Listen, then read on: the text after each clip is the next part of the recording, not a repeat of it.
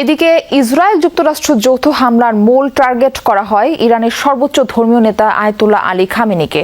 তেহরানে খামেনির কার্যালয় লক্ষ্য করে মিসাইল ছোড়া হয়। ইরানের বিভিন্ন গণমাধ্যম জানিয়েছে সর্বোচ্চ ধর্মীয় নেতার কার্যালয়ের খুব কাছেই কয়েকটি বিস্ফোরণ হয়েছে। আগেই তাকে নিরাপদ স্থানে সরানো হয়েছে জানানো হয় প্রতিবেদনে। এর পাশাপাশি ইরানের অন্যতম শীর্ষ নেতা এবং ন্যাশনাল সিকিউরিটি কাউন্সিলের প্রধান আলী লারিজানিকেও টার্গেট করা হয়। এছাড়া দেশটির শীর্ষ নেতা ও গোয়েন্দা কর্মকর্তাদের অবস্থান লক্ষ্য করে ছোড়া হয় মিসাইল। আন্তর্জাতিক গণমাধ্যমগুলো বলছে অন্তত ৩০টি স্থানে টার্গেট করে চালানো হয় হামলা।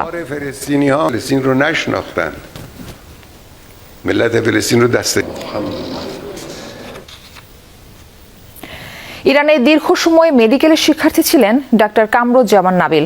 বর্তমানে তিনি রাজধানীর বারডেম হাসপাতালে কর্মরত রয়েছেন। এই পর্যায়ে যমুনার স্টুডিওতে যুক্ত হচ্ছেন তিনি। নাবিল, আপনাকে স্বাগত জানাচ্ছি যমুনার স্টুডিওতে। আর নাবিল, আপনার কাছে আমার প্রথম যে প্রশ্নটি থাকবে, ইরান থেকে সবশেষ কি কি তথ্য পাওয়া গেল?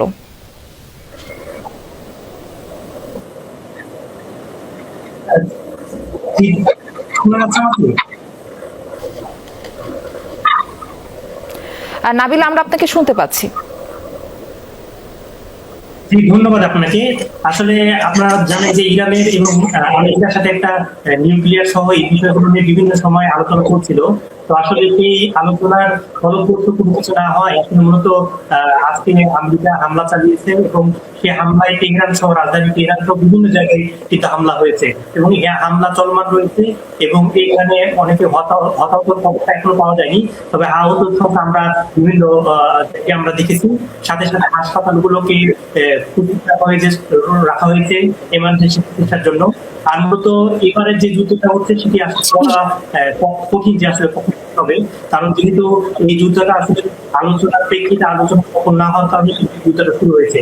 তো সেই ক্ষেত্রে আমেরিকা এবং ইসরায়েল যৌথভাবে এই যুদ্ধ হামলা চালিয়েছে এবং এটার আমার কাছে যেটা মনে হচ্ছে সেটা হচ্ছে এই হামলাটা বা এই যুদ্ধটা অনেকটা দীর্ঘস্থায়ী হবে এবং এখানে আপনারা যেমনটি বলছিলেন যে তেহরানের যে মূল লক্ষ্যবস্তু বিচার বিভাগের এবং প্রেসিডেন্টের ভবন, ধর্মীয় নেতা দিয়েছেন, ওনাদের ভবন লক্ষ্য করে হামলা হয়েছে।